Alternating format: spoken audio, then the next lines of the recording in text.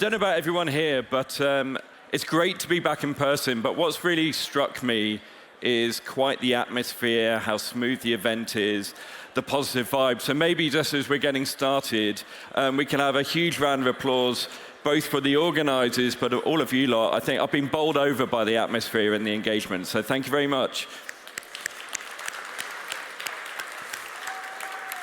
Cool, I think I'm live now. Well, great. My name is Toby Balfre. I look after field engineering for Databricks in EMEA. What I want to talk to you today about is some of the lessons that we found from the companies that have truly been the most successful with AI and data, and how that's led to the development of what we call the data lakehouse. So look, I don't think it would be a data presentation without a slide on data statistics. So I didn't want to be left out of that, so here's mine. So look, I think for quite a while we've heard about how things like the FANG companies have got massive success from data, but then everyone else is struggling. I think we've moved on from that now, and we really see a vast number of companies who are much more likely to grow their customer base and much more likely to be profitable when they're embedding data and insights at the heart of their business. So we go, great, well, we've won. Well, as you've seen and you saw in the great presentation just before me, businesses are really struggling to still get success from data, and there's a few core reasons for this. The first one there is, look, it's great if you're starting to manage your structured data, but almost every business is struggling to deal with sensor and unstructured data effectively, and how do they bring that into their business, and that data is really important. The second one is, it's great if you make good decisions on good data, but if you're making decisions on bad data, that can cost companies hugely. So companies have got to be very careful that they actually use good data to make good decisions and don't accidentally make the opposite. And the third one, it's great if you're collecting all of this data. It's great if you're trying to use that. But the vast majority of data in companies, it just sat there going unused. Okay. So for us, speaking to those companies that are really successful with data, these are some of the 4 things that jump out. And what I want to do is just go through those with you and how they really underpin and drive the development of the Lakehouse. The first one is, it can seem really daunting for a company to move into the data space. So they might have like a legacy data warehouse system on-prem, and so they will make that move. But actually what we found is, if people don't think through how they're going to truly get the maximum value from their data from the outset, it can be really painful into introducing that later on. The second one is, there are many reasons to really embed the core of your data architecture on open source and open standards. And if you don't do that, look, we all know, look at the people in this room, right? The rate of evolution of the data capabilities out there are undergoing massive change and improvement.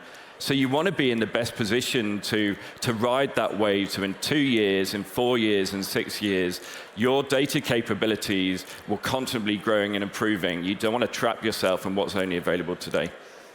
The third one is, if my boss was here, he would say there are 3 types of company in the world. Those who are already multi-cloud, those that are going to it, and those that don't realize they're parts of groups 1 or 2 yet.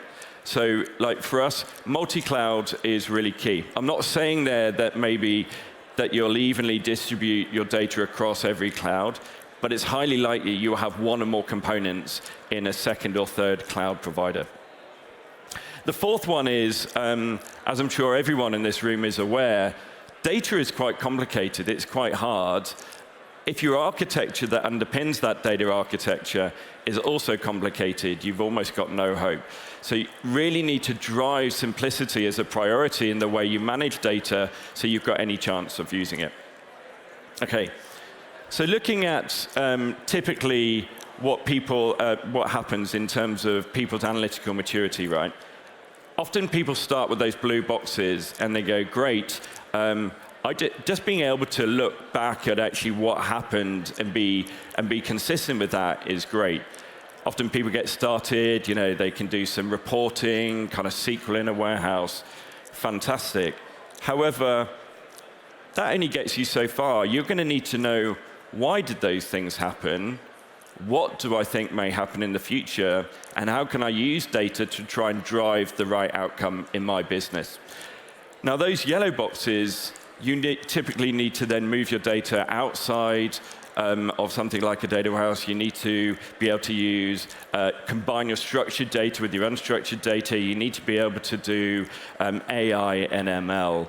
And typically, they are the purview of the data lake, where the ad hoc reporting has been the purview of the data warehouse.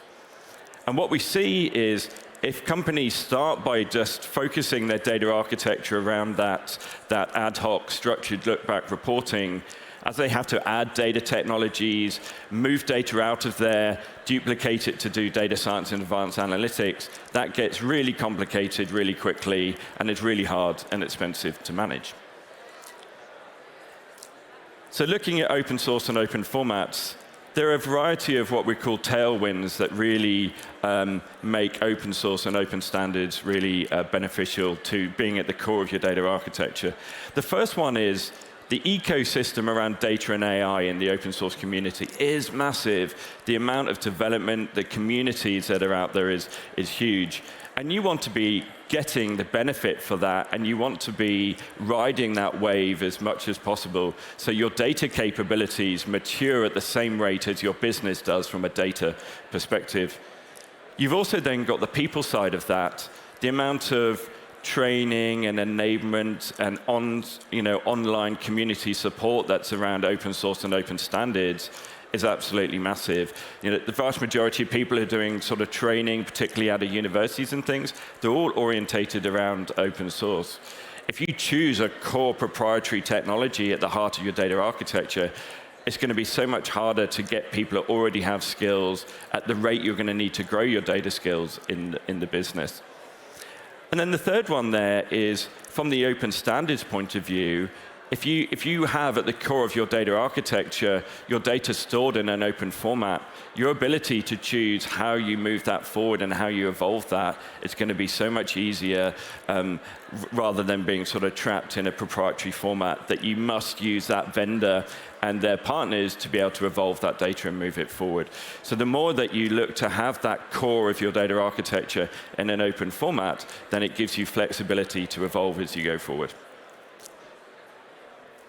So looking at multi-cloud, in our experience, actually, a vast majority of companies are already multi-cloud, whether it be they've grown through mergers or different business units or more semi-autonomous. They went different directions when they started to build their cloud capabilities. And so they already are often in that point where they need to handle data in different cloud solutions. But there are other reasons why you might want to do this anyway. I think the first one is you may be forced to. If you work in a highly regulated environment, you may need to, you may be forced to use a particular cloud provider in a particular region because of the security, governance, legal compliance that your use case actually requires. The second one is you may want to do that because your use case really needs best-in-class technology, and that cloud provider in that region has the best bit. And for cost sort of performance reasons, it's worth you introducing that into that specific cloud provider because of the return it gives you. The third one then is just really sort of flexibility and leverage. Like all of us in the data and AI space, cloud providers as well are rapidly undergoing development, and some are going to be better at other bits than others. And you may want the flexibility to just lift and shift and move to constantly be making sure your data capabilities evolve with the cloud providers. And you want to have that leverage to be able to do that without having major implications on how you take your data architecture forward. So plenty of reasons there, I think, whether you're already in that scenario or you might choose, or you might need to go into that scenario, to be really thinking how you might go multi-cloud if you need to. And as I say, this may mean that you have 95, 98% in one cloud, but you might still have little bits in others that you need to factor in that can be very complicated to factor in later on. Looking at simple data architecture, I think, and I'll come on and kind of draw a slide of this in a second, but when you have multiple different instances of your data, some for SQL kind of reporting, data science, I've got streaming in batch versions, I've got my unstructured data over there, and I've got my structured data here. My data scientists are working in this tool, my BI reporting is done that one, my data engineers are here. All those different technologies have a security model that you've got to try and manage, you've got to try and bring together. You've got to be able to be compliant for GDPR. Have you really deleted that record that you're required to do, and can you prove that you're compliant? Are you sure that there isn't a bit of data tucked away somewhere where that hasn't been the case that could catch you out? Duplicating data gets expensive. The amount of data that companies today need to capture is massive. If you're storing that 2, 3, 4 times, that gets very expensive very quickly, very hard to keep those data sets up to date, very hard to make sure that you're truly getting the value from those. And similarly, every technology handoff is a potential silo. Do you have the right connector? Does someone have the permissions to move data from one to the other? So for us, often, if you've got 20 different data technologies that take your data from raw data into production, every one of those handoff points could be a barrier that's slowing you down, preventing you from actually scaling out your solution. And this is where companies today, I think, really, really struggle. And if we look at this diagram, this is kind of what you see. There it is. We have like your SQL, your BI technologies for your reporting, for your ad hoc analytics. Your data engineers may be using some form of like lake technology. They're bringing that structured data together with unstructured data. They're doing that in batch. If they want to do then streaming data processing, they've got their real-time kind of technologies there. And then your data scientists are then using different technologies and data stores again to be able to go well beyond that sort of SQL ad hoc reporting. Now, if you picture yourself as a poor bit of data that needs to go from raw into business value, and you need to be able to do that for hundreds, for thousands of use cases, multiple data sets, you can see why the governance, managing that architecture, keeping all the data sets up to date becomes almost impossible. And there's a couple of like conceptual reasons why this is the case. So lakes are typically based on open source, open standards technologies. Warehouse typically have like a proprietary format, so your ability to interconnect those data sets is already a challenge. You have typically different interfaces, things like Python and Scala right at the heart of your data lakes, whereas really warehouses are fundamentally based on SQL. There's some interoperability there, but you have fundamentally different languages that you're using to interoperate with those data sets. And from a security point of view and governance, lakes are all about files. Do I have the permission to access that file? And then if I do, I can kind of do whatever I want with it. Versus warehouses, do I have permission to access that table, or do I have access to the rows and columns in that table? And these incompatibilities make it really hard to make a data layer that combines these kind of technologies together. So this is really what the Lakehouse is about, right? And gone are the days where we have to make compromises. So I want to be able to store my structured, my semi-structured, my unstructured data, and I want to be able to do great things like I can do on a data lake, like machine learning and AI. However, I want to have the benefit of a data warehouse. I want to have that easy language that everyone knows, like SQL. I want to have the kind of ACID and transactionality compliance so that the data processes I run on all of my types of data work. Anyone who tries to run production workloads on a data lake will know if it breaks, the corruption in the data and getting back from that is hugely complicated to do, whereas in the data warehouse, that isn't the case. However, I want to be able to do those great ACID things, those great sort of BI SQL things, but across all my data types, not just my structured, not just a small amount of data.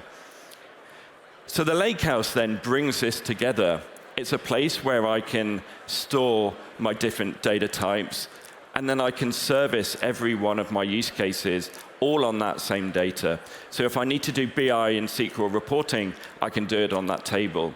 If I'm doing batch or stream processing, I can do both of those on that same table. If I want to do sort of advanced data science or machine learning, I can do it all on that same table in that same place.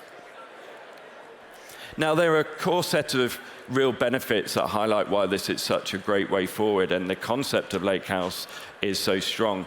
The first one is you're still storing your data in your cloud storage account in essentially your lake. And by doing that, you have all the benefits of a lake-first approach. So that's where you land all your different types of data to begin with. It's where you process that. So now, even not just all your your data science and streaming kind of capabilities, but all your BI and reporting can be done on the freshest data that's most up to date. Often the data, by the time it gets into a data warehouse, is days, hours, days, weeks old, whereas by sitting it on top of the lakehouse, it can be bang up to date as it comes in. The second one is, if you want, you can start your lakehouse as a BI SQL structured data store, but you can add unstructured data and you can move into AI and ML without needing to change your data architecture. So you can evolve whilst still keeping it simple. And because those things are built there from the ground up, you can just straight get started and introduce those as they're right for your company.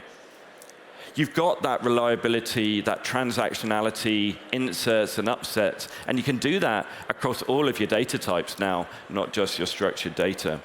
And because you have all of your data types stored in that same place, and I don't necessarily mean you've got a single monolithic data store, but you're storing those all in that same kind of architectural format and that same technology, all of the security and governance challenges of trying to manage that security across 20 different technologies all boils down into one.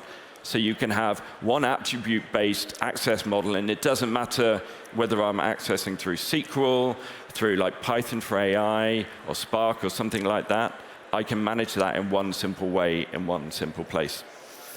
And the last one, as I said there, is I can then service all the different types of use case I want without having to move my data out into different places, complicate my architecture, add cost because I'm duplicating my data.